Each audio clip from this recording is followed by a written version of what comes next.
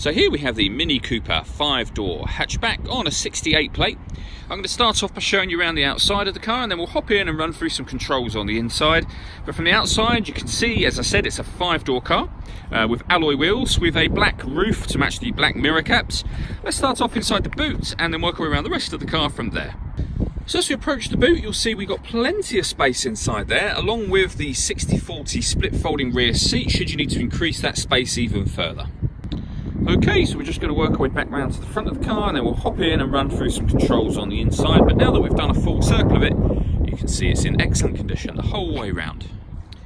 Just briefly before we climb in, I think this is where we're seeing the interior from this exterior point of view. These seats are as good as new. There's plenty to run through on the dashboard, so let's hop in and we'll do that now. Okay, so now they're inside the car, we're going to start with the dials. On the left-hand side, we have the rev counter, we have the speedometer in the middle, and the fuel gauge on the right-hand side. You can also see in the middle the total miles for this car, which are 1,368, so very low mileage. You can change information displayed above that by pressing a button on the end of the indicator stalk for various different bits of fuel economy, or that digital readout for the speedometer that you see being displayed now. If we back out to the steering wheel, on the left-hand side we've got speed limiter, and on the right-hand side we have stereo controls and phone controls, including voice activation for the phone. So hit that button, ask it to dial any one of your contacts list, and it can do that for you without you having to take your phone from your bag or pocket. That is, of course, once you paired the phone, and that is done over on the central screen just here under the communication heading, and then down to manage mobile devices, and then connect to new device from there. All that movement that I'm making, it's all being done using this dial just here. You can twist it, push it down. It also moves to the left and right as well, which will become useful in certain menus. When it comes to music in this car, we have DAB radio, FM, we can stream music wirelessly via Bluetooth audio, and we have a USB input as well.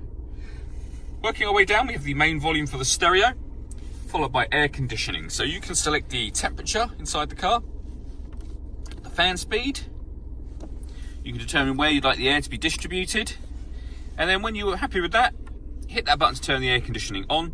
Same again to turn it off, of course. That button will recirculate the air that's in the car. That's a great way of heating it up or cooling it down quickly depending on the temperature that you set on this dial here. And then you've got a heated rear screen just there. Underneath that, starting from the left, this button turns off the stop and start. So this car is designed to cut out when it's stationary in traffic to save you fuel. You can turn the system off. This one will start and stop the engine, and this one turns off traction control.